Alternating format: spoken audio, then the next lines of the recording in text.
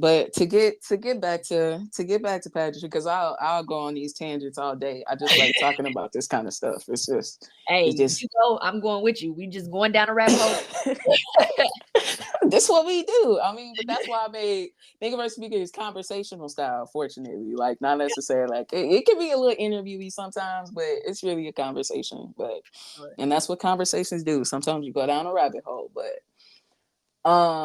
with pageantry, another thing that I'm curious about is what happens when you win. Yeah, so when you win, now it's time to, one, you go and compete at a new level. Two, you no longer have your local title holder.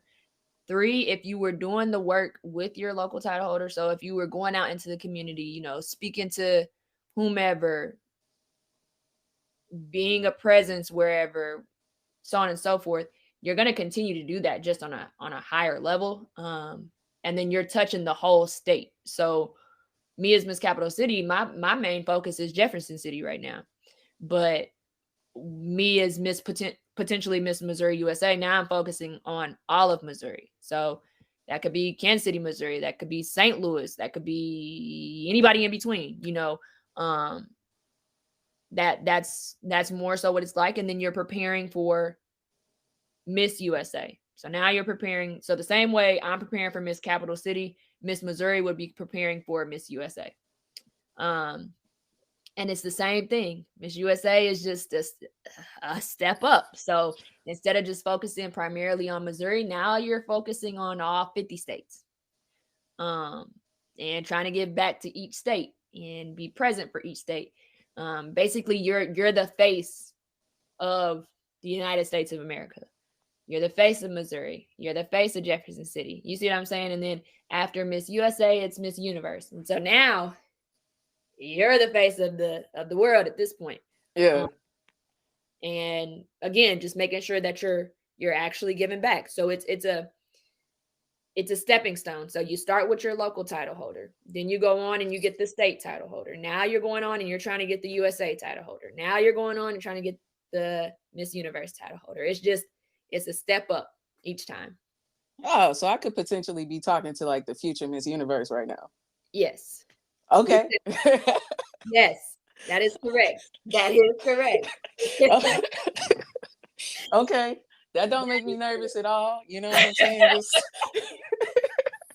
That is correct. Hey, you got to shoot for the highest of heights. And I've been told if you're going to set your dream high, set it up there. And so, hey, that's where my dream is at. that's very much a fact. That's very much a fact. I actually interviewed somebody that I used to work with a long time ago. She's a journalist now, but back in the day, like we were just retail workers together. Yeah. And we called it a full circle moment.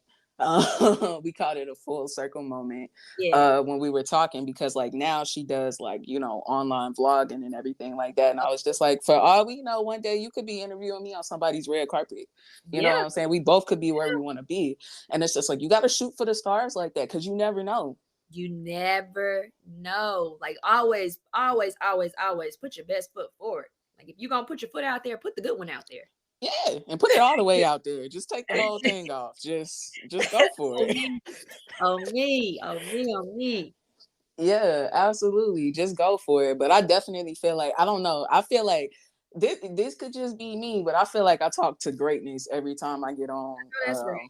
Yeah, I feel like every time we get on an episode and I'm talking to somebody, I feel like I'm sitting next to greatness. And I definitely feel like that right now too. I very well could be talking to the future Miss Universe. That's how I feel. I appreciate that. Yeah. I certainly appreciate that. And likewise, I mean, if you're surrounded by greatness, you got to be great. You got to be just as great. It's never far from you. That's something that my husband has always told me. Like, if you surround yourself with love is never going to be far from you. So if you surround yourself with great people, greatness can't be far from you. There we go. Absolutely. And you know what I'm saying? And that takes me back to the idea of circles. You know what I'm saying? The people that you surround yourself by. I say this to people all the time. It's just like, if you are not seeing what you want out of life, then you got to look at what's around you. Oh yeah. Yeah, because your environment will constantly ingrain these thoughts in your head. If you always tell yourself, nobody ever supports me, why do you feel like nobody ever supports you? Right. Because the people around you aren't dependable. You want dependable people in your life. Go get them. Yeah. Now that might require you to let the people go that you feel like aren't dependable. And you know what I'm saying? That's not an easy thing to do. Nobody's saying that it is.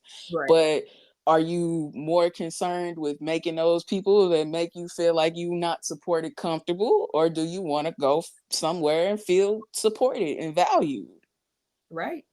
I mean, that's a hard pill to swallow, but at the end of the day, it's necessary. I had a conversation with one of my mentees the other day, and she was telling me that she just had some pressure from her family just about, you know, her needing to graduate and blah blah blah. And she had all this pressure, but she also had to do some testing. She had some testing that she needed to complete. And my response to her was, well, sweetheart, if you were focused more so on, you know, making your family proud and yada yada yada, how you gonna pass these tests? Because you're not putting, that's not where your mind is at. You're not focused on studying this material. You're not focused on retaining this material. You're focused on your family. And I think putting it in that perspective, it helped her to realize, like, oh, I can only make them proud if I'm taking care of what needs to be taken care of. Mm-hmm. And I mean, and sometimes that's what it takes, you know, hearing those hard words. I mean, it goes a long way. You know, it reshapes you. It gives you that gut check that you're needing. And then you're able to wrangle in what is necessary, what needs to be around you, lock arms with what will and what won't work for you. And now we're able to, you know, actually get things done and really take ownership and be proud of what we've made it to. Absolutely. Absolutely. Like I'm a firm believer. It's just like, you know, like what's the best way to put it?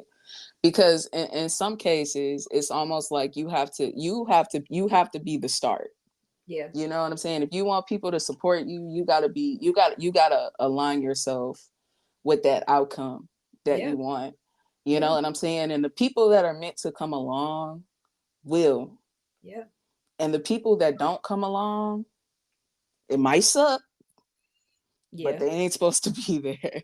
And that's okay. And Yeah. that's okay.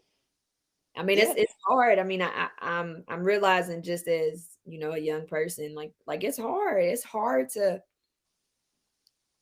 like let those relationships or whatever, you know, go by the wayside. But like when you look at it, it's like, oh well, maybe they didn't really go by the wayside. You were able to learn something from them.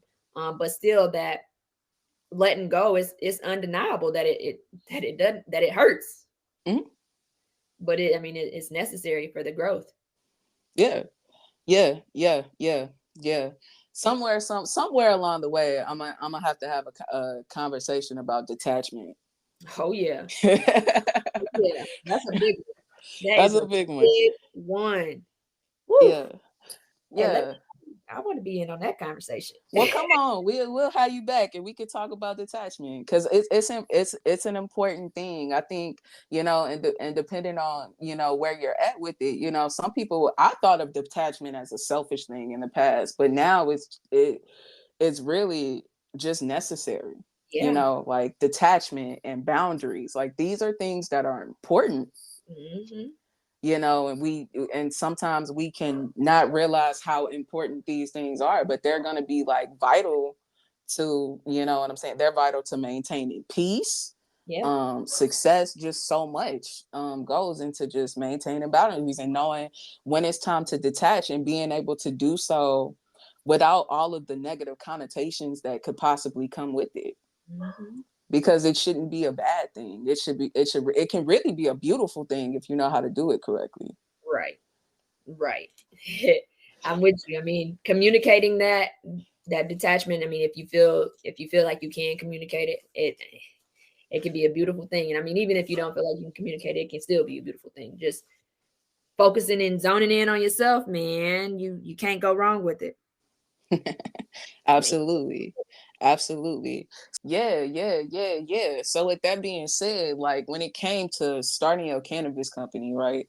What kind of place and like space were you in when you started it? I know you kind of told us a little bit about it before, but like again, like I want to talk about the journey of it. So like where were you at like when you got that like That epiphany. Alright, so fast forward from when I was in the car like last time and damn near dead. But in the place I was working this job. I was at Equifax. It was a nice place, but it was no more room for me. It was just out of my, you know what I'm saying? I had was sick of the same 5 days, two off,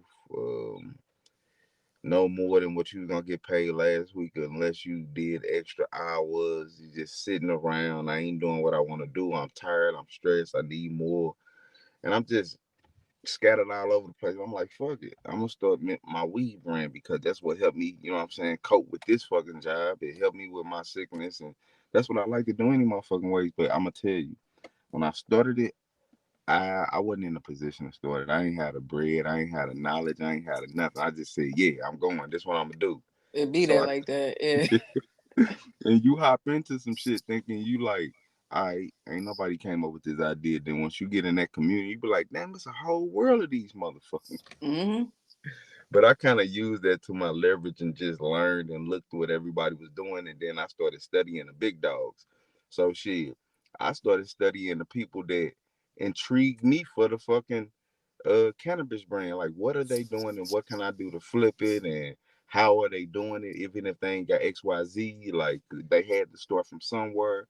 I got to getting off into the stories deep and just looking at what they was doing, how they was changing the game, what they was they marketing schemes and all this and that. And I said, I can do that. And I bullshit you not. Without the bread, without the knowledge or anything, you just store some shit. And once people see you just going and working and working and work, they just catch on and start liking the shit anyway. So now you got time to go learn this shit on the back end because now you done already, you know what I'm saying? Got Yeah. it moving and going. And people, and 9 out of 10, if it's something you love, people gonna love it about, you know what I'm saying? Like you Yep. gonna get people that hate, but that's good too because now you know you're doing something that's working. Mm-hmm. Because when I was rapping, it was just complete silence, and then yeah, word, you know what I'm saying? Not good, not bad. It was just, It was just nothing. It was yeah, just just sitting nothing. around, and it wasn't my purpose neither. Because if I was listening to the lyrics I had and the lifestyle that I love living now, it's two completely opposite things. Yeah. So Exactly. I get it. Exactly. That's what's so funny. Like my dad did an episode a few episodes ago where he's asking me about like the old podcast versus podcast, right? Uh-huh. And when I think about like where I was when I started the first podcast versus where I'm at now, the first podcast, like it was material. Like, you know what I'm saying? Part of me, I was in two different modes, you know what I'm saying? I was between my shadow and my light at the time, right? Because I was like living in my shadow, but I was just starting to come into the light type of thing. So Right. part of why I started it was to kind of prove to myself that I could do something, you know what I'm saying? That I could see something through to the end or whatever, and accomplish something, whoop de whoop. But the other part of me was there for the attention, for you know what I'm saying, for the attention, for the Right. money, for the this, for the that. Like you know what I'm saying? It's just like I'm finna shit on everybody that doubted me. I'm That finna, you shit know, don't work in that order, no do it don't. It it. don't. You know what I'm saying? And you go, and it's just like niggas got humbled real quick. And it's just like now when I do it, it's not about that. Like actually, like I'm very content with where I am in life right now as it is, as it stands. I don't need, you know, that outside validation. I don't need that. Like, you know what I'm saying? Like I'm perfectly content. Like when I'm making podcast episodes, it's literally because I love to talk. I love to edit. You know what I'm saying? Like, I love literally what it is that I do. And that's really what it's about. You know what I'm saying? But it took the journey to understand that's what it's about. Like, I was outside yesterday. Like, I journal outside because I like being outside. When I was in St. Louis, I did not like nature. But like I'm outside whistling at birds and shit, playing Snow White. Like it Hey, just I'm not the same person that I used to be anymore. Right. Go lean up on the tree and see how your energy shift. I've hugged the tree before. I've done it. I do it. I ain't gonna lie to you. People call me at Equifax where it started. Motherfucker looking like, what's wrong with him? Finna level up on you bitches. That's what I'm finna do. Yeah. Okay. But like Okay. you say though, you get into it and ego has to completely die because you gonna be tired, losing people, broke for a minute, all type of shit. Cause Yeah. once you get into it, now you gotta go through every fucking emotion. Now you gotta go through every phase because now you in a character mode. You ain't just on Grand Theft Auto riding around and then cars and shit no more. You done took your mission now. Yep. Yep, exactly. That's exactly what it's like. I, Man, I I don't know. I don't even know how else to explain. That's exactly what it's like. Because once you get so far on the path, it's just like I can't get off. I can't you get off. But you you in story mode. You be getting pop-ups from people that you wouldn't even believe. side missions, like You be like, what the fuck gear did I get in and why are you right here now? Just like prime example. I'm on the phone with my people out in Florida, and I'm telling them, shit, I gotta figure out a way I can come down and you know what I'm saying, do some shit down there and, on the legal side. So I need to figure out the license tip down there. I mm, bullshit you not. A day or two later, major weed brand, cannabis brand. Let me rephrase it. Hit me up like, yo, bro, I'm down in this part of Florida. Come holler at me, XYZ. I'm looking at my phone like, huh? I say, hold on. mm-hmm. Because who hit me up, it ain't like it's not no street, nothing. It's like really Legit, and yeah. the owner of a cannabis brand. And he telling me like they got a new spot down in Florida and I can actually work through them because they want me to cultivate for them. So you see how that works? Yeah, absolutely. So it's like, how the fuck did that in the same week? You know what I'm saying? Power. I got Power the to answer mind. to my problem. All I got to do is put action to it. Exactly. Exactly. Exactly. And like that's what I see. That's exactly how that works. As crazy as that seems, that's exactly how it works. Because once I got to that point, because I literally like God had to break me all the way down.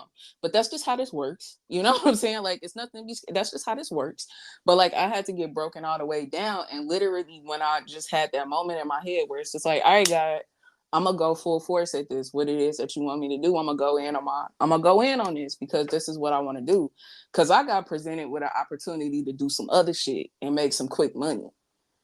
But in order for me to go make that quick money, I would have to do less of this. And Right. Right. I had to pray on it. I'm just like, yo, that's not where I want to go. I want to do what it is that I love. I don't care that it's not growing as fast as I want to grow. I don't care about that. Like I'm stable enough to, you know what I'm saying, pay my bills, be comfortable and all of that kind of stuff.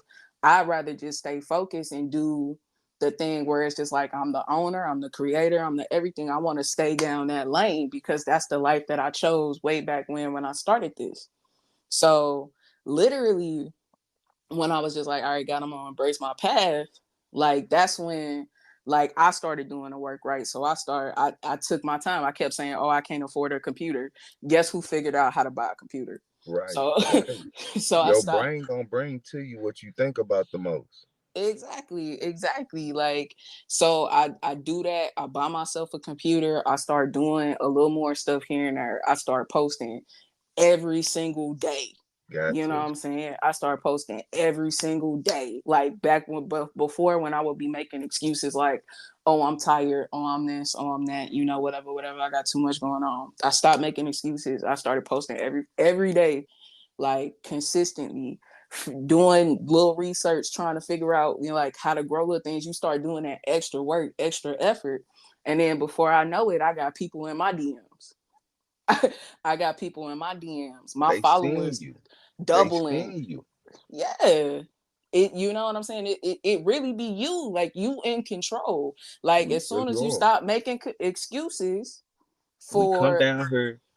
because we really unlimited straight beings that's gonna be in this universe for light years and light years or whatever the fuck they call it to come. And it's like when we come down here in this little meat body, we able to do whatever the fuck we want to do. Cause like I don't know, it's weird. Like it ain't nothing in front of us but us. Like we Yep. only work jobs because we got in front of us and put that shit in front of us like it ain't abundance out here. Like whatever.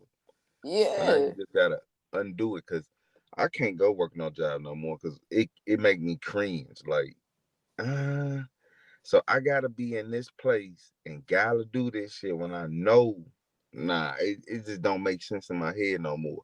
Not saying it's bad for other people because I can't tell you what other people like and enjoy. You know what I'm saying? But Exactly. They for might be me, built exactly for that. look, Marissa, I'm black. I'm a nigga, baby. That means somewhere down my bloodline, we were slaves before. I ain't got it in me to be playing with these people like that. Let me free. I'm looking for financial freedom, anytime, any type of freedom. I can't. I That's the will type walk of out time I'm quick. on. That's the type of time I'm on. But you know what I'm saying? Like that's the importance of going inward and finding out what you built for. You know what I'm saying? Because some people are meant to have that corporate job and do that this and do that or Right, whatever. I right. ain't gonna So, knock that. But see me personally, mm, like I wasn't built for that. And God reminds me that I'm not built for that at every single step and turn of the way.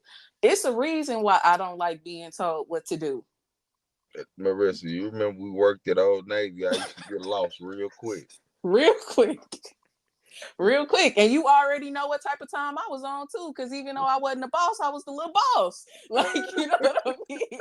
Like I was not a boss, but anytime somebody needed something, who the fuck was they looking at?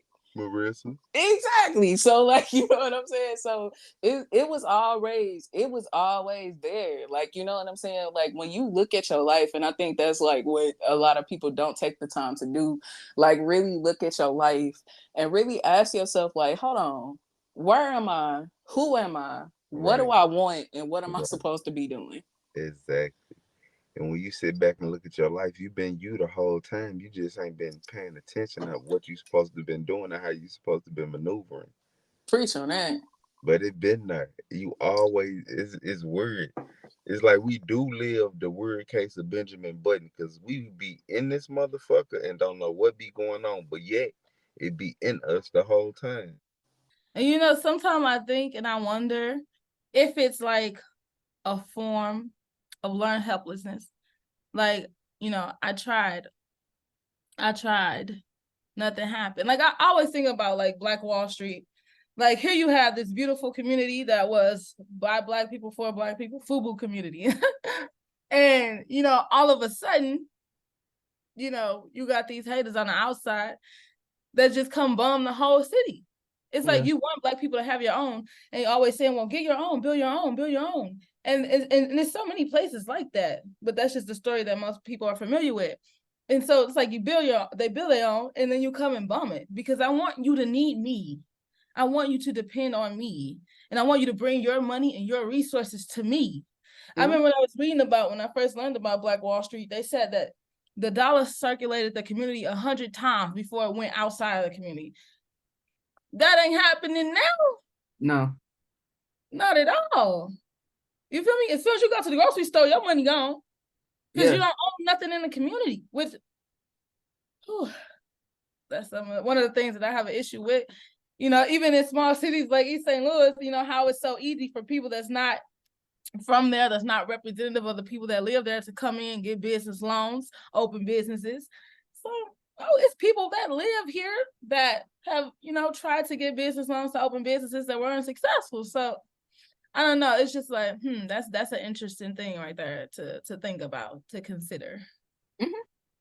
Yeah, we'll tell you that doesn't exist though. Yeah. But that's a whole different rabbit hole. Yeah, that's the rabbit hole right there. But I definitely do wonder if it is this form of, learned helplessness, because it's just like so many necessities that could be missing when you're living in poverty. And you might get to a point where it's like, well, if it happened, it happened. If it doesn't, it doesn't. Right? Things happen to me. Things don't happen for me. So it is what it is. which is not cool. Like I always tell people, I think about like, we have this thing in psychology called Maslow's hierarchy of needs. And at the very bottom of the pyramid is it's like your basic necessities, your needs, your sleep, your shelter, stuff like that. And it's like, you know, you go up and you get to the very top, which is like actual self-actualization, when it's like, ooh, you know, I've made it, I've reached a higher level of consciousness. But it's like, when it's so many people that's not getting their basic needs, Yep. where am I going? Yeah. Like you up in here trying to teach me about fractions. I didn't eat this morning. Exactly. Like, exactly. So it's just, I don't know. It's like, we could talk about that for a while, because yeah, it's almost like the longer that we stay stuck in survival mode, the less time that we have to actually think about the things that will get us out of survival mode. Absolutely. You know, and again, like, this is why it's important to have conversations like these, because, you know what I'm saying, if you can only ignore it for so long, you know, and it is possible to beat the odds. It is possible to change your way of thinking. It's possible to change your perception. All of these things are possible, but because we live in survival mode for so long, we grew up in survival mode in our communities. You know what I'm saying? Our parents didn't have time to teach us how to deal with our emotions. They were working. They may or may not even know how to deal with their own emotions. Exactly. You know what I'm saying? Exactly. They didn't really teach us how to deal with our finances because they ain't really got theirs figured out yet. You know what I'm saying? So we don't have the tools, and it's just like, if we don't focus on that cognitive thinking, exactly, who's gonna break the cycle? Exactly. You're just gonna do what you've been told and showed. That's why I always like to highlight, like, St. Louis is Missouri, sorry, the show me state. If that ain't the mentality of people from the hood, because they don't believe what they cannot see sometimes. Exactly. 100%. If you don't have the proof, you know what I'm saying? They go off proof. So they say, life happens to me, not for me. Bad things happen. I grew up in these circumstances. Therefore, it is what it is. I got to make the best out of a bad situation, and I'm gonna just do what I do, and it ain't no way out. And that's not true. And I think that's the difference between the people that make it out and they don't come back. It's just like, that's the secret that nobody's telling. It's like, it took that cognitive thinking, it took that self-work, it took that changing of my mind frame. You know what I'm saying? And you know, even for me, like, when I say I dropped, that's where I was when I dropped out of school. You know, and it's literally when you decide, like, okay, let me change this narrative. And that's when you see progress in your life. You actually have to trust what you don't see. You have to question, okay, this is what life was, but can there be more? Which, you know, again, that's why we're here, is to show, like, look, people beat the odds every day. Exactly. Why not you? Yeah, why not you? You are made of nothing different. Like, I'm literally saying, I came from your thought process. We all can understand your thought process. And we're trying to introduce you to a new one. Because we get it. And you can have more. And we deserve more. But you have to believe that you deserve more. Nobody else can tell you that. Nobody else can tell you that. Nobody else can convince you of that. You have to choose it. Because it's going to take some work. But it's attainable. It's absolutely attainable. 100%. And you know what? I found it's hard because you're absolutely right, in a way in which, like, the mindset is so hard to shift. Even when, like, there are different researchers that talk about, like, cultural wealth and etc. And someone was telling me they was running this study in, you know, a urban community, predominantly Black community. And they were trying to get the children to talk about their cultural wealth. Like, everything, and most of my research comes from a strength-based approach. It's not, what are you lacking? It's not deficit. It's like, they're poor, the reading tests are low, X, Y, Z. It's not that. It's, what are the strengths and how can we build on that to get you where you need to be. But she was trying to get the kids to talk about their cultural wealth, and they kind of got they kind of got a little pissed off with her, and it kind of became an issue in the focus group because they couldn't even see their strengths in their community. They couldn't see them. And it's like, what you have just because your resources or whatever the idea that's been kind of beat and pented into your mind of what cultural wealth looked like. Okay, I didn't come from a family with money. We're not like the wealthy community, because we have this whole black and white, the money gap, the wealth gap rather. So it's like the things that they're not saying them. It's like, no, you're very talented and you're brilliant. What are you talking about? I mean, I don't even know if music would exist if you wasn't here. You have all these talents, you have all these skills, and even in your community, but you can't see them. All you can see is what you don't got, because all they talk to you and tell you is what you liking. It's the same in the research, which is why sometimes it pee me off sometimes to even read it, because it just reads like they have this term now called awfulizing, and what it basically means is there's going to be a group that whenever you read about them, it's going to be in relations to them being like inferior, right? So they talk about Black students being awfulized in the research, and literally every time you read the research, it's, why are Black kids underachieving? Black kids are this many years behind their white peers. Black kids aren't this many behind Asian Americans. It's like, and one of the things that pee me is because a lot of the measurements in education are not formulated with culture in mind. So they're not like culturally sensitive designs or culturally sensitive scales.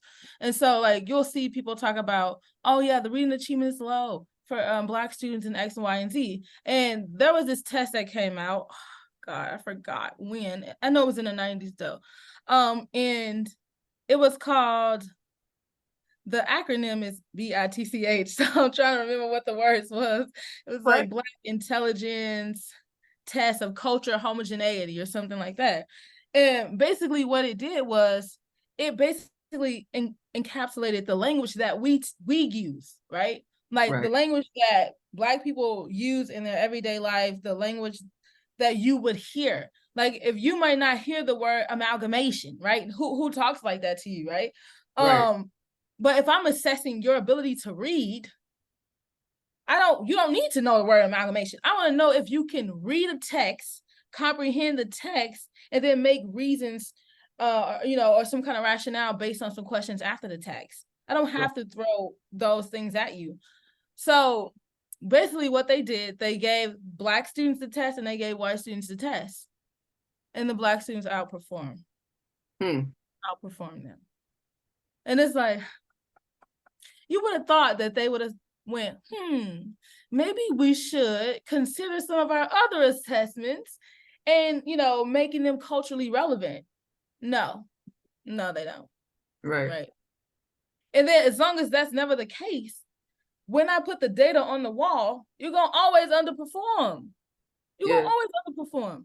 How you asking me about things that I don't even like? I'm trying to think. It was a really good one that I was talking to somebody about. I can't remember. It's basically a word for a boat, but it's a type of boat, right? I do not remember what it is. I'm gonna call it J-Spot just because insert a word. But it's like, how can you ask me a question about J-Spot in a reading assignment? Like I don't ride boats. I don't go out. Like it's just like, they don't consider these things. And so the data always looks like, what is missing? So I don't know. It just seems like a setup sometimes. So yeah. How did you get into content creation? So I started my TikTok page because first I needed to document my journey. And That's what my TikTok page was for. It was strictly so that I can go back and be like, last year this didn't work well because of X, Y, and Z. That's why I initially started my page. And as I got comfortable with filming and doing different videos and learning how to work the app, I went viral on Thanksgiving Day last year. And when I say I was terrified, like I was so scared. That scared me, and I did not know what to do. So I stopped posting for 2 weeks. I'm like, there are too many people watching this page. I don't care about this stuff. I'm just doing it for myself. So that's kind of how I got into content creation. And over time I made so many friends on TikTok. And we help each other out. We give feedback and advice. And it kind of just grew into this whole big thing, this wonderful community. Yeah, that's awesome. That's awesome. And it's funny that you say that, because it what I'm learning is that it can just kind of happen that quick. And I've had moments like that too, where a video, like I'll post a video and it'd be like, hold on, wait, what? What? Like, it's too many people. It's too many people looking. Like it's a very popular meme of NBA YoungBoy, and he's like on live, and he sees how many people are in the live, and he's just like, oh no, and shuts it off. It's just like, oh no, I know this was what I was asking for, but it's here, and oh no, like, oh no. And I would do that. It was just like, I'll stop posting. It's just like, terrified. I'm terrified. Yeah, but it's a process. It's a process, and then it's just like, you'd be like, okay, that wasn't that bad, and then you go back. Like, I don't know. Like, do you feel like you just genuinely enjoy making content at this point? Because it doesn't even sound like it's for the views. It's just because you wanted to do it. I definitely don't do it for the views and the likes. I just genuinely love sharing my passion of self-sufficiency, homesteading, and gardening. I just love doing this, and sharing it with the world. My family, especially my grandma, she really enjoys watching my YouTube videos. So I know if no one else in the world watches my videos, my grandma looks forward to them. And so, she can't come out here and see my garden in person. So that's how she gets to see all the stuff that's going on. Yeah. I love that. I love that. That's how my like uncles were. Like, of course, like my parents watch the videos and stuff like that too. I also have like my uncle. I remember one of my uncles in particular. He would always, like, in the beginning. I got two uncles that do this, but like in the beginning, it's just like they'd be like, "We see you, don't stop," and I'd be like, "Okay, all right." So it's social media is definitely interesting. They have a way of promoting entertainment over education. Absolutely. And that's something I kind of keep forefront, to where, the truth will always be suppressed. The media and the narrative of the media is controlled by people beyond me. And that's okay, because somebody is going to get this message and someone's going to listen, and they're going to be like, you know what? That's what I'm going to do. I like that idea. That's really solid advice. And that's enough, even though I'm just posting for myself to, monitor my own journey. But, that one person that I might inspire to grow food, that's great. I love that. I love that for them. And I'm going to cheer them on. I'm going to pick them up when they don't feel like gardening or doing anything. I am that internet bestie. So. That's real. We need a lot more of those. We need a lot more of those in the world, because that's very true. You know what I'm saying? Like the thing, and I mean, that's why I do this podcast. A big reason of why I do this podcast, because like you said, it's the things that gets pushed in media. We already know what it is, because we see plenty of it over and over and over again. And it's just like, when are we going to see people that are diving a little deeper? And it happened. It happens. It's out there. People are doing it, but you got to go looking for it almost. You do. And not only that, you have to also find and follow people that have the same goals and aspirations as you. You Mhm. know, I tend to learn best from people that look like me. Mhm. And you know, and this is not a black and white thing. It's just, you know, I don't always have the privilege and access to certain things that my counterparts might have. Yeah. So when I'm watching content from them, I can only grasp so much information from them because that might not be something that's accessible to me. And that's also important when, you know, you're on social media, who you follow, you know, what you're listening to. Is this, you know, good information? Is this something that's relevant to me and accessible to me? Yes. Yes. Yes. Like, yes. And like, this is kind of like why I keep doing it too, because it's just like we need more people that look like us, that can Yes. relate to us, talking about what it is that we're doing so we can Mm-hmm.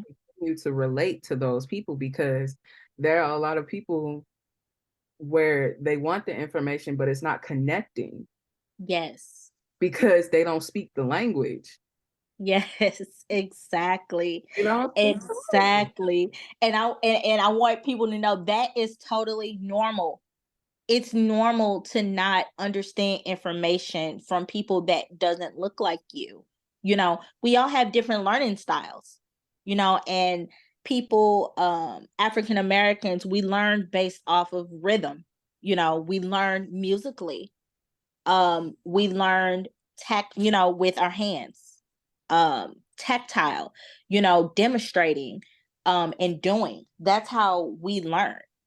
Yeah. And that's okay. You know, it's not easy for us to open up a book, read a chapter, and comprehend everything that happened in that chapter. And that's normal, you know, with African Americans.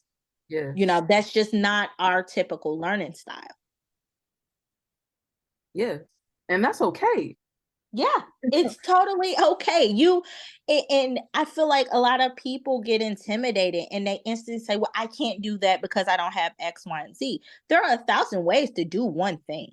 There's 1,000 different ways to garden. There's 1,000 different ways to be self-sufficient. You don't need an acre of land to start growing your own food. And don't let anyone tell you that. Yeah. You just don't need it. Yeah. Yeah. And that relates to any and all aspects of life. You know what I'm saying? In the big Mhm. things, it relates to any and all areas of life, because, who's to say to anybody listening that your way isn't the way? Nobody can tell you that, because no one knows. No one knows Exactly. who you are, what you're meant to do, why it's right or why it's wrong. You know? Like, nobody Yeah. can tell you that. So just, don't limit yourself in what it is that you can do. Like, you got that razzle dazzle for a reason. Exactly. Like, you just do. You just have that razzle dazzle for a reason. Like, I had a comment before, and my dad laughs at me as to how I respond to my comments, because it's just one, we're from St. Louis, and it's just like people make fun of you as a pastime. So it's not like Mhm. easily get offended by some things. And someone was just like, "Oh, you sound ghetto, so I'm not gonna listen to you." And it's just like, sure. Okay. But I know, like, you know what I'm saying? It's just like, I know I'm fairly intelligent. So that doesn't, you know what I'm saying? That doesn't bother me. And also at the same time, if you're going to judge me based off of how I sound, the content must not be meant for you. And two, like, the person that it's meant for is going to connect based off of how I address it. I don't have to Yeah. change who I am in order to appease a certain thing, because if you understand that who you are is good enough, that's enough. Exactly. And something else to remember, everyone is not for you. Everyone is not for your content. Everyone, you know, is not cheering you on. And that's okay. Yeah. That's totally fine, because I do get those comments every now and then. And I used to delete them because I just don't want that energy, surrounding my content. But what I've been doing lately is just responding okay. Yeah. Like, hit them with the okay. Like, as long as they don't get too disrespectful, hey, it's fine. Because I also used to redo my TikToks 1,000 times because I didn't like the way I sound, or I sounded too ghetto, or I didn't pronounce this right. And I'm very particular about that. But I stopped. I'm like, people who are for me are going to come to me. My audience is going to come to me, and my audience is not everybody. My content is not for everybody.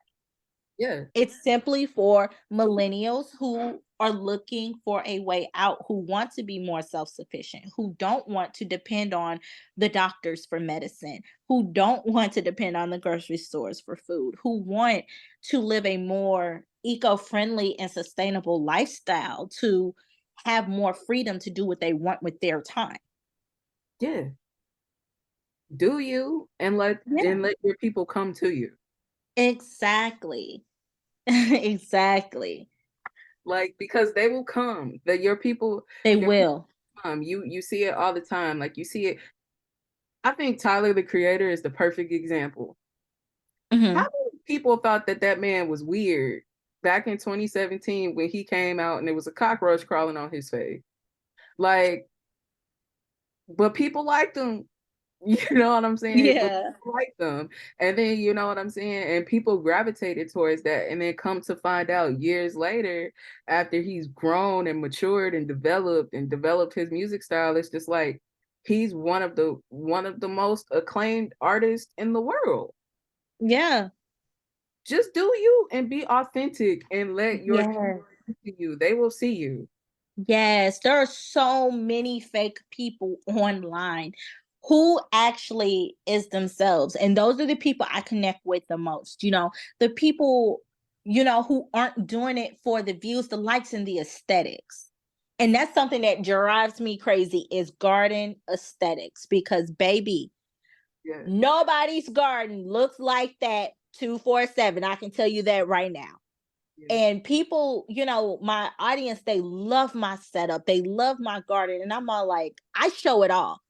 Hey, it's a big old dumpster right in the middle of here. I got a pile of compost right there. Tomato leaves are all over the place. The storm done knocked my corn over. And guess what? I'm still going to do my garden tour on time. Y'all going to see it all. This is just what it is. Because my garden is not perfect. Yeah. We definitely need more authentic people online, and they will come. They will come. Yeah, they're out there. It's just a matter of finding the tribe that attracts you, for sure. Yeah, for sure. For sure. It ain't gonna be hard. It's just, I mean, you got to think about it. These babies have babies. Like, it's, nowadays in society, and I ain't even trying to be funny. Like, my mama, she 50, but I seen people who grandma, like 30 something. Like, I ain't even being no a-hole right now. Like, I know somebody that's a grandma right now, and she 30 something. You absolutely right. Look, it's this lady that I was just telling my wife. This girl at work, she 30 years old. She'll be 30 on the 11th. And I'm be 60 years old. And Rissy will be 30th on the 16th. And I was like, man, how old your mama? She said, cause she the same age Rissy. So me thinking she was gonna say 50, 55. She say, my mama is she 30, she say my mama is 46. And I'm like, damn, I'm old. Here I am, I got Rissy and stuff. She 30, you 30, and I'm 60, and your mama 46. She say, well, she had it. I think, well, shit, I can do the math. I know what she had when she was 16. Yeah. I say, well, how old your grandmama? And she was like, the grandmama was, the grandmama was 60 something. I mean, and God, and I don't know if she had kids, but if she had kids, I'm like, man, you looking at 4 generations right there. And the grandmama still, you know, that's all young. That's not okay. I gotta say something, and it might be controversial to some. So here's y'all trigger warning for that. What are y'all thoughts on situations like that? Because I remember when we were growing up, and granted, my family was a lot more traditional. And again, I'm not saying this from a judgmental space. I'm saying it from a genuinely curious one. Now, when it came to things like that, you know what I'm saying? Our family didn't really condone that. You know what I'm saying? Like, they didn't condone that. Like, we come from a family where it's just like, you should be having kids when your life together. Like, you know what I'm saying? You should be having kids when you got your ducks in a row, preferably in a relationship. You know what I'm saying? And with your ducks in a row. Like, having kids when you like a teenager, whatever, it's just like, I mean, if it happens, it happens, but we ain't out here celebrating it. You know what I mean?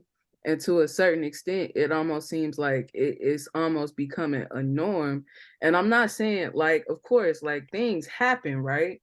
But it almost got to a point where, like, nobody's saying anything. It's almost like we celebrate it, but it's almost like you've made your life harder in a sense. You know what I'm saying? You've made your life harder, not only for yourself, but of your children. And now we have normalized it to an extent where it's just like, it literally is kids raising kids raising kids. And it's just like, you having a kid and you ain't even figured out your own life yet. Well, I let my man go ahead. I got my thoughts on it, but you can go ahead. I know you got something to say. If people turning it off, at least it's at the end of the episode. Man, go. I'm here. I'm here. I don't know, like, because I gotta keep it PG. So basically, how I feel about it, and this is me being, it's crazy because at the end of the day, like, you brought up traditional hours too. Like, I ain't even think about no relationship or none of that until after high school. So it was just like, I wasn't thinking about trying to do whatever. I had my mind was to get my education. My mind wasn't stuck on no females, none of that. But it's like, you have to think, it goes back to how people was raised and what they allowed in that house. So it's like, you can't blame that child. You can blame that child. You can blame the person who they laid with. But at the end of the day, if they parents say that it's okay, you need to blame that parent.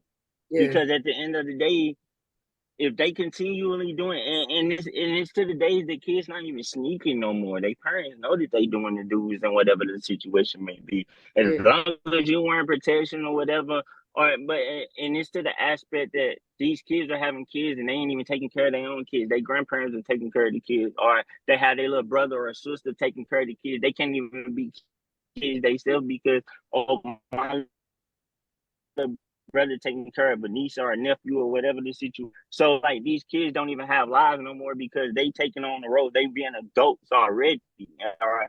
It just goes within the parents. Or just say, for instance, that child, they'd be like, oh, I don't like kids, but you end up having a kid. Why?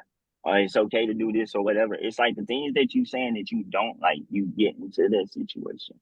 Like, you know, if you having intercourse, there's such things as let your mama know. Like, if females, like, I feel like if you young and you want these things, there's ways to work for you to prevent pregnancy or whatever the situation may be. If you're a female and your parent allow that stuff, go ahead, go get birth control. They got the pills, they got the shot, they got the little implants, whatever. There's the 3 years, whatever. That's you safe with that. As a man, if you're trying to use it, there's protection. You can go up in there, buy any type of condom, any flavor, whatever the situation may be, whatever the circumstances you got for whatever situation you want.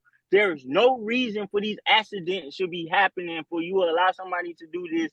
How can I say? I'm not going to say raw, but uncensored. But there's ways to prevent it. But because, oh, I want to do this, you allowing them, oh, because I talked to you, or they don't have no feelings or no, or because I say something cute to you or whatever the situation may be, now we do it nasty. Don't none of y'all know how to control y'all nut. So boom. Yeah, and it's crazy because like I guess I was just raised different. So it's like one of those things where like it's harder for me to understand. So again, like I ain't really asking from a place of judgment. It's really just like I don't know where y'all come from and I'm trying to understand because like one as a woman, you know what I'm saying? I was raised like it was just I was I'm supposed to value myself in a certain type of way. You know what I'm saying? And sex was just more than something that just feels good. You know what I'm saying? I've always known that. You know what I'm saying? Like it's a reason that you can make a child by having sex. You know what I'm saying? It's not something that's accidental. So granted, it wasn't one of those things where it was just like, oh, you just never have sex ever. It was one of those things like, now if you gonna have sex, make sure it's with somebody that you care about, that cares about you. You know what I'm saying? And if you're doing it, make sure that you do have protection or whatever like that. And honestly, sex ain't that important. Like sex should never be something that's that important in your life. You know what I'm saying? For you to be putting yourselves in those kinds of situations. Like, yeah, like you can have sex with whoever you want to, but it's better if you just wait for somebody that truly values you in some type of way. And it's almost like, are kids still getting raised that way? Or is it just like a look, if you out there doing what you're gonna do what you're gonna do? And it's just like, are we teaching ourselves that value that comes with that? Are you being taught to respect your body, make somebody else respect your body? Just, you know what I'm saying? Like, you know what I'm saying? I don't know. Some people use it as a coping mechanism, though. That's true. I know somebody who That's true. and there's plenty of people that sad. do it. I know somebody who uses it as a coping mechanism, and it gets on my nerves. And she be like, "Man, I'm finna go do this." I'd be like, "Bro, it's more ways to do things besides that." At the end of the day, the situation's still gonna be there, regardless of the fact. It's something psychological, and that's something that people don't understand sometimes too. It's very psychological because you almost doing it. It's a lot of reasons why people could be doing it, because one, you could be doing it for one, that dopamine, right? That effect that you get when you have that type of release, but it's also very temporary. You know what I'm saying? So some people are chasing that the same way like people use drugs. So they looking to get a high from sex, from drugs, from whatever that they not getting from their everyday life. And they don't really know how to cope with life. So they find these unhealthy outlets to get it out. You know what I'm saying? And again, that does go back to how you raise, because if your parents are literally doing the same thing, why would they tell you anything different? You know what I'm saying? And that's how these things, in a way, truly get like normalized. You know what I'm saying? Like, it's not to a point where it's just like, you know what I'm saying? And some people can literally be making themselves do it to feel better, because it's just like, well, the only way I'm gonna feel sexy is if somebody is like, you know what I'm saying? In that moment, you know what I'm saying? That's the only way I feel love. That's the only way I feel attractive. Like, you know what I'm saying? It's so many things going on psychologically that gets people to have these reactions, and these are the conversations that we are not having. The conversation is easier to just be like, well, if you're gonna fuck, use protection, or if you're gonna do that, then put some, you know what I'm saying, use birth control or put something on. And some people are not even having those conversations, and they just go out and then they do whatever. And you know, so who y'all think raising kids? Y'all think the parents raising the kids? No, I mean, yeah, the parents some not people raising raising the kids themselves. The kids is raising, some kids raising they, like you said, some kids are raising themselves, or let's say another child is raising them, or their grandparent who is young is raising the kid. But you got to think about it. Even if the grandparent is raising the kid, they gonna have one in the 80s, or somebody else go raise the kid. Because you got to think, if the grandparent go party, they got to find another alternative babysitter. I think we give the parents too much credit, because I think, and it's just my opinion, I think the TV, this society, the radio, I think those things are raising people kids, because those things, they make the trends that these kids want to be like or want to have. Just like, you know, and they put that picture in their mind of what it looked like, what you should look like, how you should wear your hair, how you do your prom, how you get your wedding, everything. That's raising. That's raising. The media platform is raising your kids, and it's raising it's even raising the parents. That's because true. It used to be a time to where parents knew, like, that they knew what they needed to do to raise their kids. But I'm gonna go back and take it to the whole point of what you were saying. Back in the 1920s and 30s, everybody always had kids through slavery and everything. They was promiscuous. They had kids. They had adultery. They had kids. They had rape from their slave owners. They had kids. But it was a thing about it though. Like, if they were having kids, it was a shameful thing, you know. Like, if a woman went out there and man, they had a kid, they had a baby, and they went and got somebody pregnant at 14, 15, the grandma would keep the baby, and they would send the woman on. They say, well, you grown now. You done popped your cherry. You done fucked up school. Go on to the big city somewhere, get a job. And they used to leave that kid with grandma, and grandma continued to raise that kid. Raised him because he wanted to get that kid value. So hopefully the kid didn't make the same mistake the mama made, because the mama was hot. She had to get out there and do her stuff. Them facts. I got aunties that did that right now. I won't say no names. Yeah, you know. Then you had, like, because in our family, people had kids out of wedlock. And they would go and they made mistakes. People understood they made mistakes, and they would just raise their kids the right way. Responsibility. It's taking responsibility and ownership, because the thing that I don't think people are understanding is the responsibility that comes with what it is that they doing. You know what I'm saying? They want to make those kids everybody else's problem. But you wasn't celebrating it. Exactly. You wasn't celebrating it in church. You wasn't having big baby showers. Now you wasn't doing. Now these kids have having a baby, and the mama, the grandmama, everybody, they celebrating that. So if you celebrating that on the first one, hell, you might as well, you're gonna celebrate it on the second one, celebrate it on the third one. And then you just keep on telling the kid to just keep on having babies. Yeah. But under your circumstances that you in, at the church, they don't even preach about adultery and having babies and stuff like that, because they want to keep that money rolling in. So they ain't gonna say nothing. So nobody says nothing. Nobody teaches you nothing. And if your parents ain't teaching you that you out here tripping, or you out here laying up and you made a mistake, and I'ma forgive you and I love you, but goddamn it, stop doing it. Yeah. You know? You know what I'm saying? Somebody gotta do that. You know, somebody gotta bring it just like that. And don't nobody wanna bring it like that. And everybody want to hold you. Everybody's sensitive. These kids, 100%. I need to. This is just me. They need discipline. 100%. Yeah. They need some ass whoopings and all of this shit. But the parents ain't got discipline. The parents ain't got discipline. They ain't grew all the way up yet. They ain't even fully mature yet.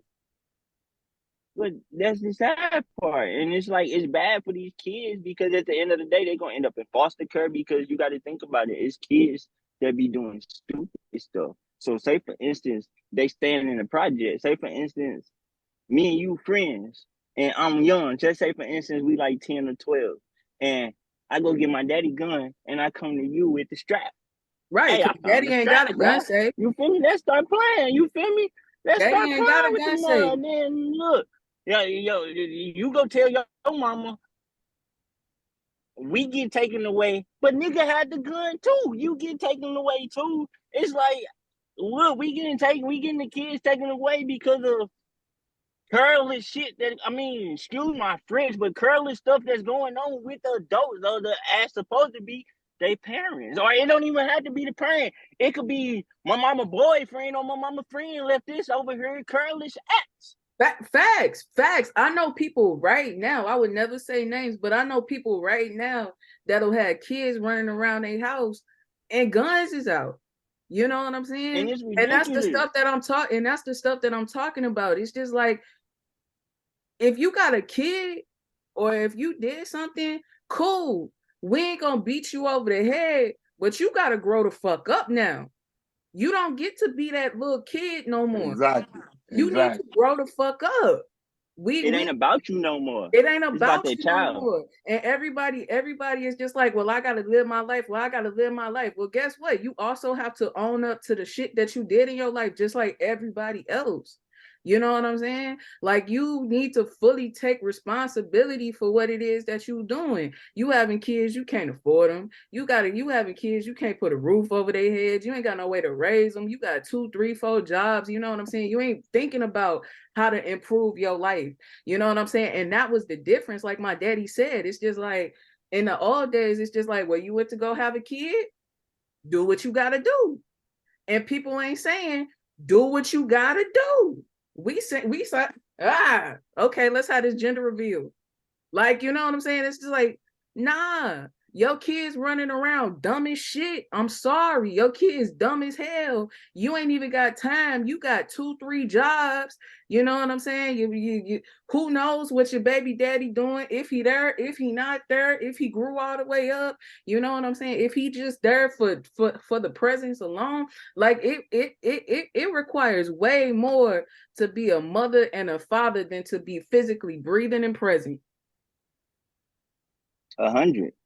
And at the end of the day, a reason why a lot of the crime, a reason why a lot of the niggas is in the street, and the reason why a lot of these girls are fast asses is because it ain't they don't have both parents. It's not even a simple fact of both parents. It's just that the parents allowing this, or it's just like there's only one party. So a parent could, a female can only raise, like, as me as a man, I feel like both parties need to be there present, especially if a female has a boy.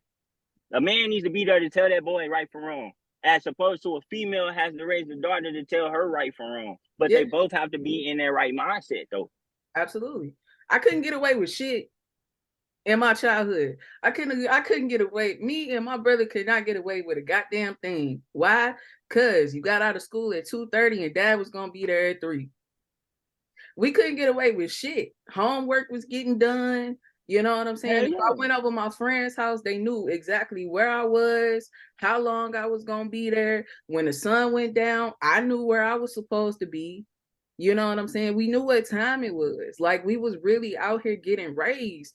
And it's kids out here that really ain't getting raised. Like, you know what I'm saying? It's just like, you that single parent with 3 kids, and this is no shade. We know it's hard. Like, it's not a bad thing. We just literally trying to, you know what I'm saying? Like, let's be honest about what comes with what it is that's on your plate. You know what I'm saying? It's just like, you got the oldest baby watching the 2 kids while you making your moves.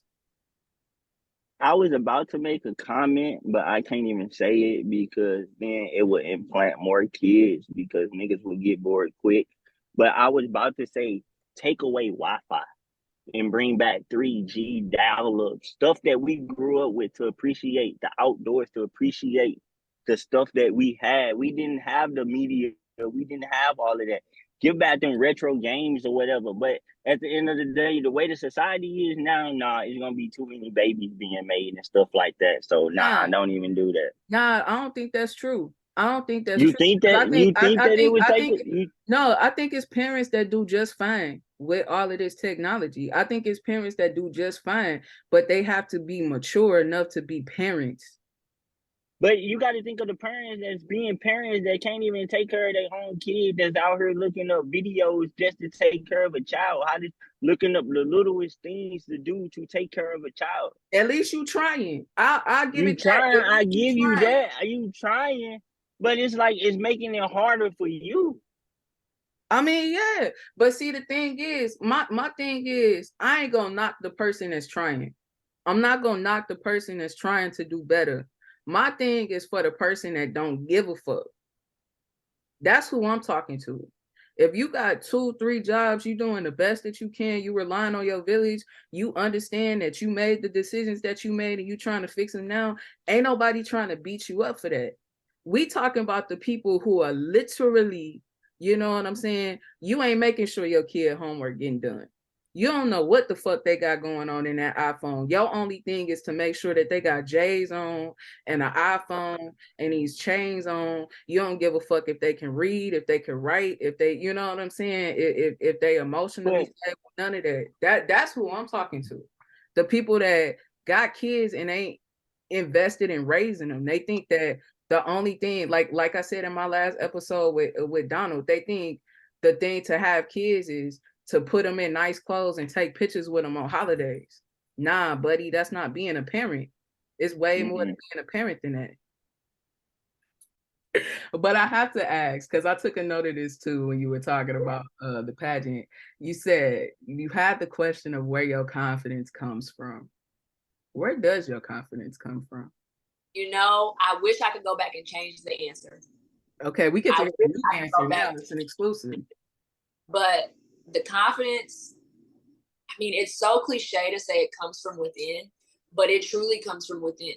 You know, after learning to love myself inwardly and outwardly, and validate my feelings inwardly and outwardly, it shaped something in me. It's put something in me. I mean, you know, of course I had those experiences, those unfortunate, unforeseen experiences that helped shape me as well. And, you know, of course my village pouring into me helped shape me as well. But truly it's that inward search and that inward gut check and that inward, you know,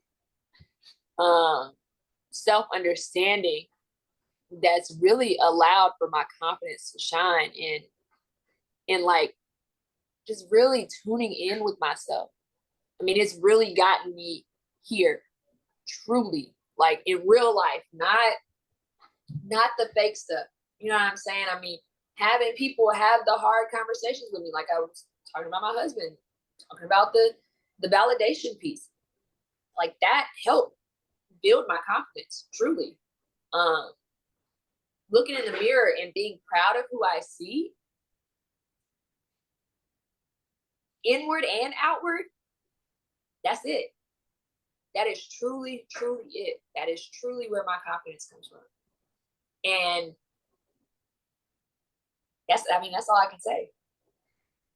This whole conversation. Wait, I'm sorry, what'd you say? I'm sorry, I didn't mean to interrupt you, but I said, do you think confidence starts with self-love? I would say the real confidence does, yeah. Because I mean, you can fake it till you make it all day. Hell, I've done that. I've faked confidence, or I thought I was confident, but I was still second guessing everything I was doing. So was I really confident? I was faking it. You know what I'm saying? I loved myself, but did I really love myself, or was it just another facade or another mask that I was putting on? When I finally took the mask off, when I finally was done with the facade, it's like, you need to love you. You really need to love you. You know, like something I tell people when they ask me why I cut my hair, it was because I needed to see myself. I needed to see my face so that I could love my face. And it's the same concept. You got to cut all these masks. You got to cut the facade. You got to cut through the bullshit and really see who you are and really love that person. And then your confidence comes. Yeah. Drops mic. Yes. Do that. Yeah. And I mean, and yeah, you on the money with it. You on the money with it. Because again, that's where that self-validation comes from. That's where that ability to do it, it all stems from the ability to love self fully, truly, and authentically. You know, like I got a tattoo like 3 years ago on my arm. I don't know, it's probably too dark and I'm too dark, but it's a woman taking a mask off and she's crying. You know what I'm saying? She's taking the mask off and she's crying, you know? Yeah. And I like didn't, huh? I like it. Thank you. But I didn't fully understand the meaning of it at the time. At the time, I just knew it was just like, you know what I'm saying? It felt like, it's just like, I know how I feel on the inside, but that's not how I show up on the outside. You know what I'm saying? I didn't understand the concept of wearing a mask. I didn't understand that I was putting on a facade to the world. I just knew that how I felt inside was way different than I showed up to the outside world. I didn't realize that I wasn't loving myself. I didn't realize that I wasn't confident, because I could go to work and show up and show out. You know what I'm saying? I could put nice clothes on and feel good and fool you. But you know what I'm saying? But you can't fool it to the real people. You know what I'm saying? There are some people that can see straight through that. You know what I'm saying? And they knew, and I knew. You know what I'm saying? I knew what I was feeling on the inside. And it was like the experiences that I went through that actually made me start reflecting on all of these things. And it wasn't until I hit a moment where it's just like, look, I'm tired of looking for other people to love me. I'm tired of looking for other people to give me that confidence and that validation. I'm tired. It's draining. Like, why am I looking to someone else that's not me to make me feel proud of me? Yeah. Like, where does that make sense? Because it doesn't. Like, truly. I mean, I feel like as a society, we've learned to cover up so much stuff. But when you unlearn that and you learn what's actually healthy, it's like, oh, this is attainable. Okay. I want to do more of that. Yeah. And to the point, right, where, you know, where you sit and you think, and it's just like, God, you really about to give me a life where I can be happy. You're really giving me a life where I could be at peace. Yeah. You're giving me a life where I can have love and financial stability and independence, everything that my soul has been longing for. The holes that I've been looking for other people to fill in my life, you're filling it. Even though I might fight you sometimes about it. You know what I'm saying? Sometimes I don't want to do what it is that you tell me to do. I don't want to be obedient, but I know that if I do so, I'm going to get it because I can see myself getting it.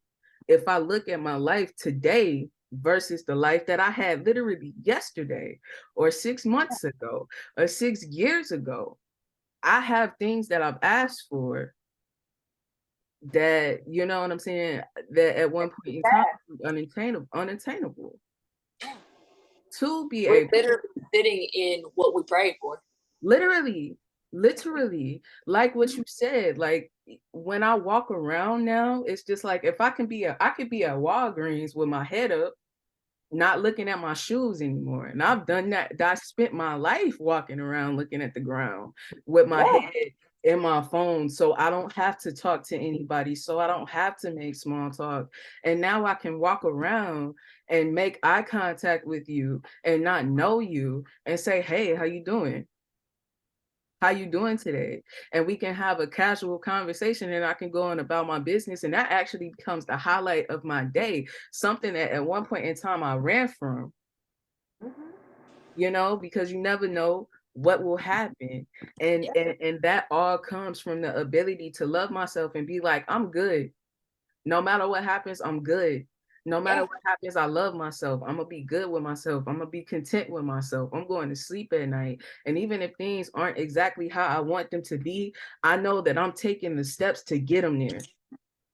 So I can feel in that. Come on, somebody.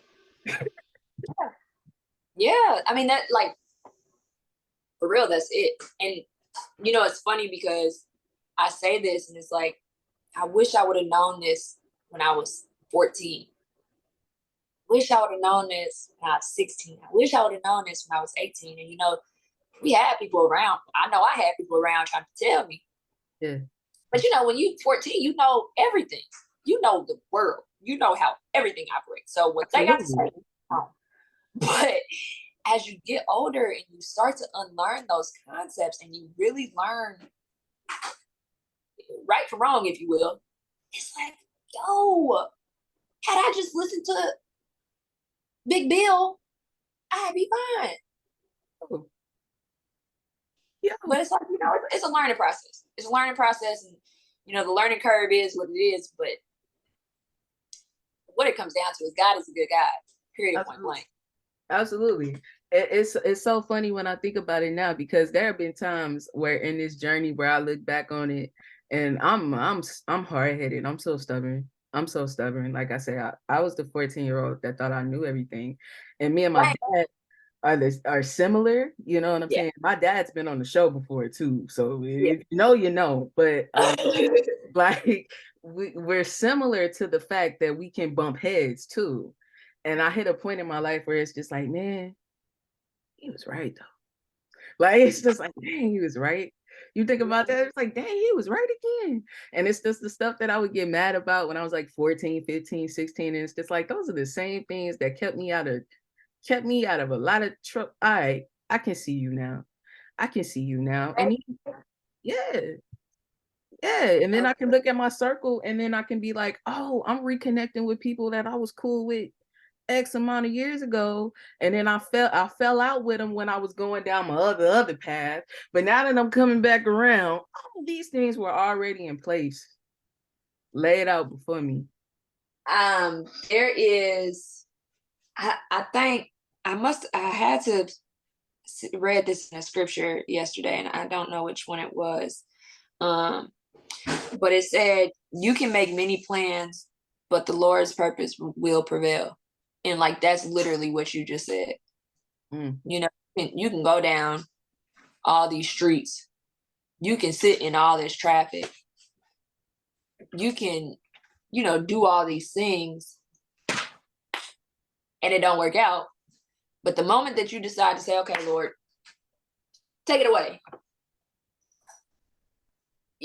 Now it's like, well, you've prevailed and here we are. Had I just listened in the first place, I probably would have been here sooner.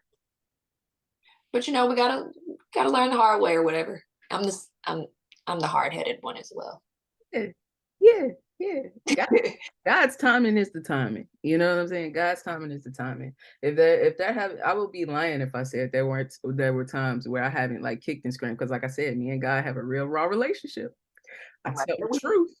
I tell the truth. If I'm mad, I'm gonna tell you I'm mad, and I don't want to sin. And you know what I'm saying? And then 6 months later, I'll be looking and I'll be like, I apologize. I should have got over myself. Thanks. My bad. That's that ego dying again. I thought we were done with this, but no. So with all that being said, what's next for you now? What are things looking like for you now? I'm going where the Lord takes me. Honestly, truly. I mean, I'm just looking for more growth opportunities, more or less. And whatever comes with that, you know, I feel like I'm just being open to whatever is to come, truly. Yeah. And it's a good place to be. I don't have a plan. I do not have a plan.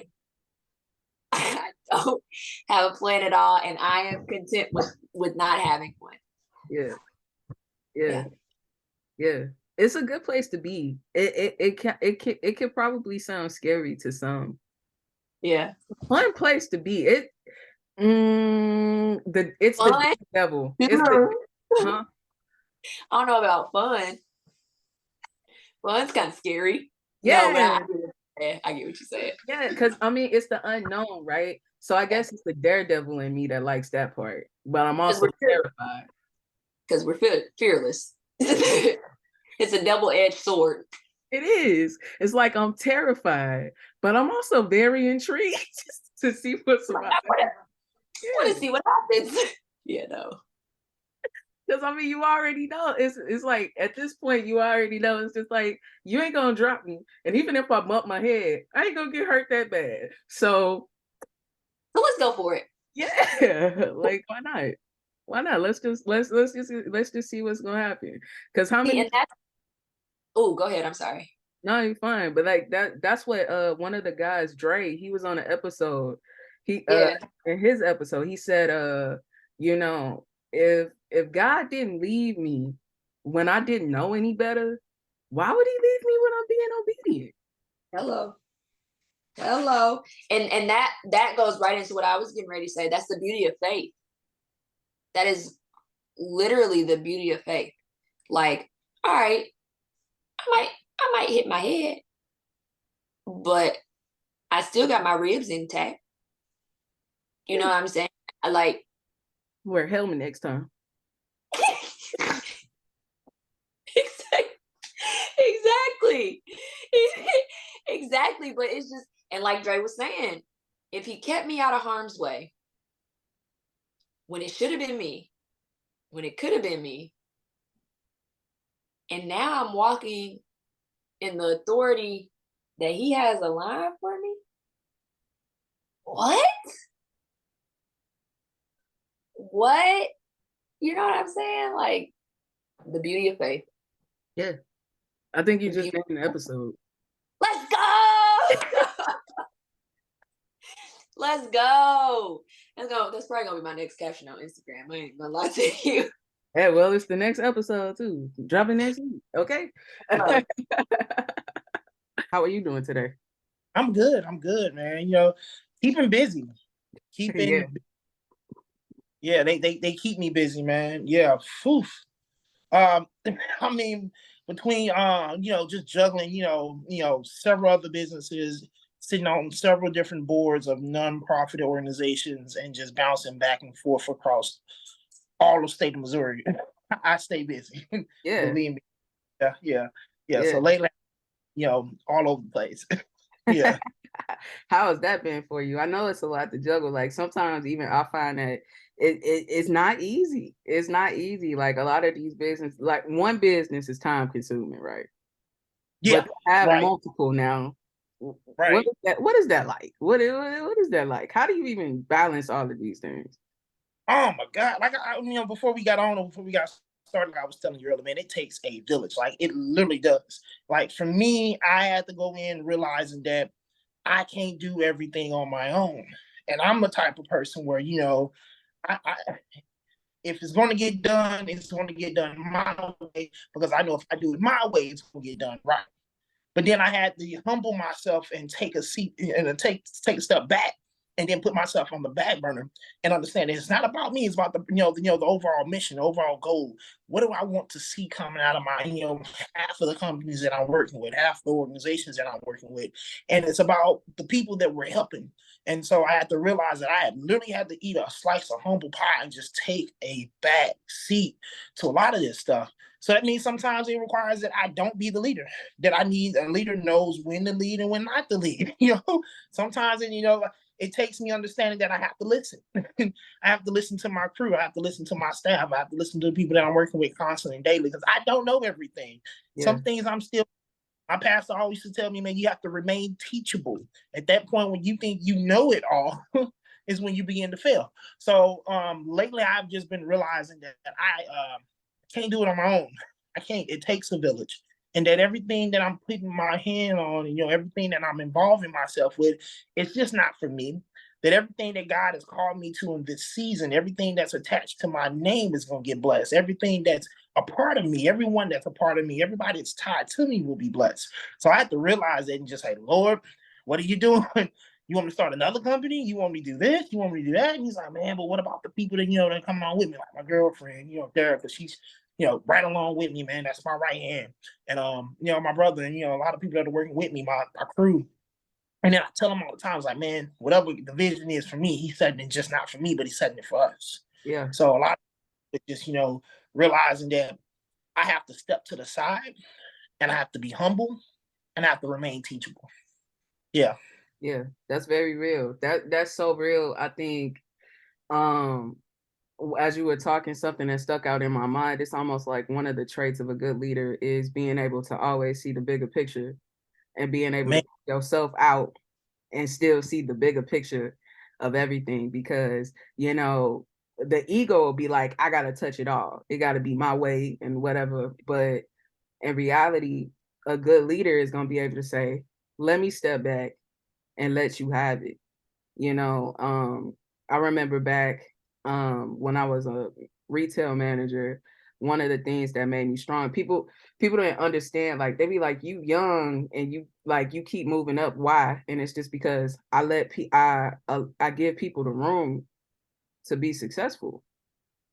I've always hated micromanagers. I've always hated a micromanager. And it's because a micromanager doesn't give you the opportunity to do what you do well. Or let them grow. Yeah, or let them grow. You know what I'm saying? I'm not here to put my hand in every bucket. One of my best managers ever, he was just like, do your job and let everybody else do their job. So you teach people how to do their jobs so you can do your job and I can do my job. And that's how we work. And he said things start falling apart when everybody starts trying to do everybody's job. Man. Yeah. You know what I'm saying? Yeah. He told you were the driver, but then you over there trying to give directions on where to get to. You ain't working the GPS, you know what I mean? So you need to sit in the driver's seat and then play and stay in your lane. Yeah, man, I get it. Yeah, it happens all the time with organizations, man. Sometimes, they tell us to what we do, we cross train, which is perfectly fine, but a skill and certain talent that you may have, I don't. And so that's the whole purpose of this, or of the company that we're starting with Emerging Business Leaders, is that we're combining these different businesses and community leaders and organizations, and we're combining them to give them all their assets and skills that they have to bring together these emerging business leaders, of course, and to serve a greater purpose or serve a great goal. So we have, Rashid, who's, a graphic design. I can't do graphic design, right. Nor can I. Rashid, if you have not noticed, and I post this all the time, he makes every shirt, business card, logo, and slogan for our companies. For my emerging business leader, for A&O Movers, for B&K Cleaners, he made all those. Yeah, I don't do it. I tell him my vision. I say, hey, man, look, this is what I see. This is how I see it. This is where I envision it going. And I'm the creativity, the artistic, artistic, and just he imagine he hears me and he brings it from spirit, just the spiritual realm into reality. And it's crazy to me how this brother can work, man. He's like, I want it. I got you. You need how many shirts? I got you. And I'm on it. And and he works with me. And then we got another brother, Donald. Donald was on to the podcast a couple episodes back. And background and in photography, and how he talked about he went to photography. And I was like, brother, I got this big project that we're working on and I want to bring you on. And just to have these people, because everyone has something they're bringing to the table. And if you're bringing it to the table and we're sitting at the table, everybody's going to eat. And that's the whole that is the purpose of it, man. Just don't too many, what they say, too many chiefs, not enough when we could all be working together. That's something funny. It came up when I was talking to Rachel, and it was just like, you introduced me to Rachel, and it's just like Rachel can introduce me to somebody else, and then it goes on and on and on and on. And that's the type of energy that we need, to be successful in our community. And that's what I love so much. I remember on the first episode that we did, we talked about crabs in a barrel. And it's just like, I don't see no crabs in no barrels right now. I don't see not a crab in a barrel. It's just like everybody is on the same page. It's just like we get it now. And it's so I evaluate everybody I bring to your podcast. I'm not gonna bring you anybody I don't think that's worth coming on. I'm not going to bring anybody that I don't think that's, that's worth your time. Sometimes we'll get a lot of times where we get people that, just, are chasing clout, to be honest. And you'll get a lot of people, that are out here claiming they doing the work and they out here doing the footwork for it and putting down, boots on the ground and just really chasing, fame and clout. But I would say this, everyone that's came on thus since then, man, these are go-getters. These are leaders in their own right. These are community. They're doing the work in their communities, and they are actually doing the work as entrepreneurs. You can see the work that they're doing, and it emulates, it oozes out on them when they talk, when they speak. You hear it in their voice. You hear the passion behind it. So anybody I bring to the table with you, you better believe they 100. Yeah. Everybody. I can stamp that. I can definitely stamp that. You wait. You hear her. Yeah. You wait till you talk to Precious. Okay, yeah. I talked to her this morning. It's just like all these people. I was just like, nah, we friends. We ain't this. You my friend now. I don't know what you're talking about. Yeah, that's awesome. Yeah. But yeah, that's cool. So, man, on that note, I think it's time to go ahead and wrap this thing up because we done did the most. We done did the most. There's gonna be an episode I think that need to be heard though, like for real. Yeah, it's a lot here. It's a lot to unpack. They gonna be like, bruh, y'all niggas is wild, and y'all go from one topic to another topic to intertwine with another topic. Yeah, it kind of goes like that sometimes. It kind of goes like that sometimes, but you know what I'm saying? I wouldn't have it any other way. You know what I mean? Like, that's how conversations go. That's why I think Versus Speaker is a conversational podcast. You know, some days we talk about this, some days we talk about something else. Because I know in the next couple episodes that I come out to, it's going, man, every episode of Nigga Versus Speaker is different. And that's crazy to me.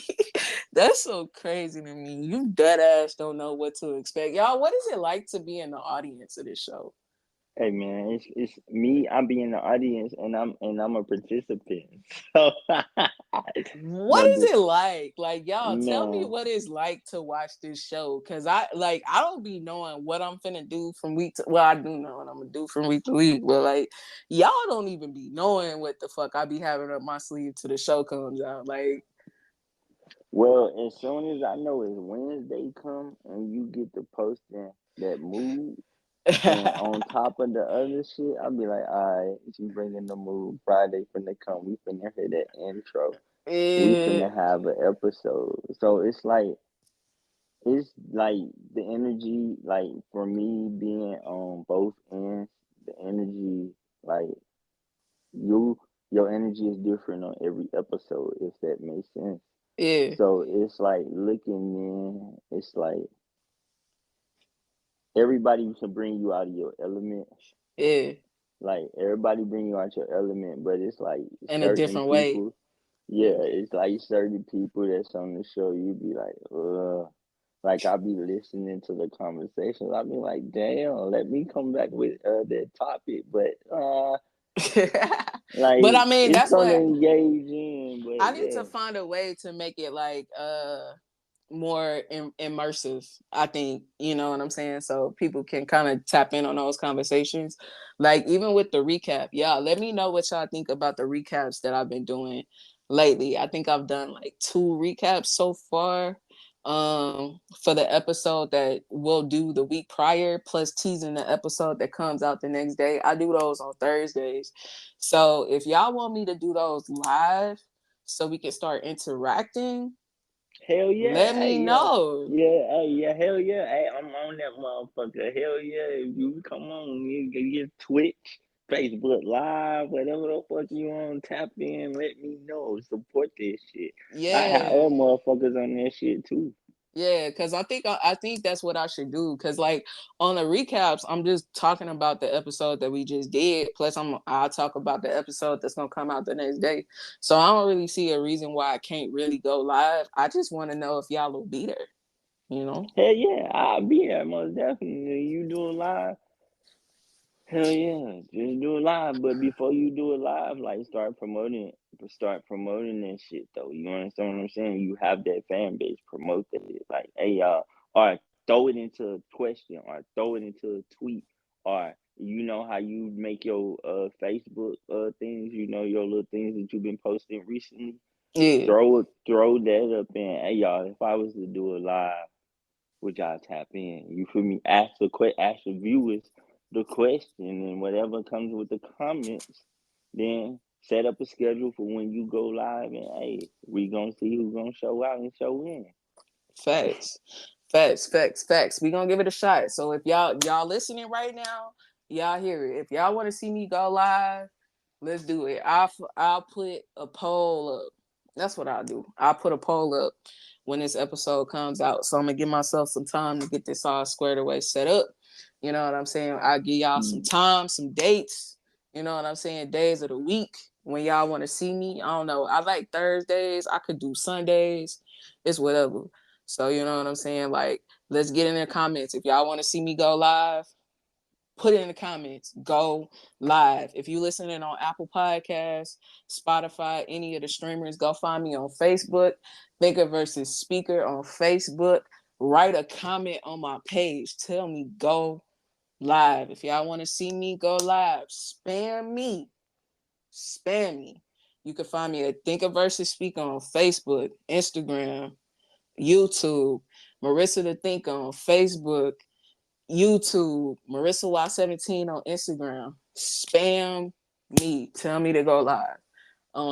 And then I'll go live and we can start talking about it. And hell, I could even start talking about the episodes that's coming up and telling y'all about the guests, and y'all can help me ask questions, come up with the questions that y'all want me to ask, topics that y'all want me to ask. So if y'all want me to start doing that, tell me. Hey, you talking to that? If you get the fan bases that you get go live and stuff, do another be like, if your live go well or whatever like that, post a poll on what should my next episode be about and choose 2 topics and let the viewers choose. Let's see what they debate. Yeah, I think I want to kind of go that way. I've been thinking about it for a while. I've just been sitting on it and not doing it because I've been wanting to do it anyway. Because I've always wanted to go live while I plan for my episodes, to see what other people want me to ask certain people. So it just sounds like it's kind of time. So if that's what y'all want, let me know. It's time. Let me know. I told y'all where to find me. And speaking of social media, you want to let them know where to find you? Oh, y'all can go ahead and find me at Facebook, Ashton Stone Vapor Davy. And you can find me at YouTube at Stone Vapor Gamer. What's that? Instagram, you can find me at mgeek0417. And I got a show. I actually got a podcast coming up. I don't know when I'll start that bitch. Probably in the next 2 weeks, for real. Let's But it's get gonna it. be called Our Generation Speaks. Like, yeah, I'm finna let our generation do the talking. Let's go. Let's get it. It's time for all of that. You know what I mean? We finna get into it. All right, bet. But on that note, I feel like I done took up enough of y'all time. I definitely done worked my ass off today. I'm going to bed. Is there anything else you want to tell people before we get out of here? No. Tap into it though, y'all. For real. Yeah. If y'all want to be on the show, hit her up. Don't be on no bullshit. Check it out. Hit her up. Check it out. Maybe we'll fuck around, go live together, promote both our shows. We can. I'm down. Yeah, I can do that shit. I bet. So on that note, we gonna go ahead and get up out of here. I'll talk to you later. Thanks for coming through, Ashton. I appreciate it every time. All right. Thanks. All right, later. Not a problem.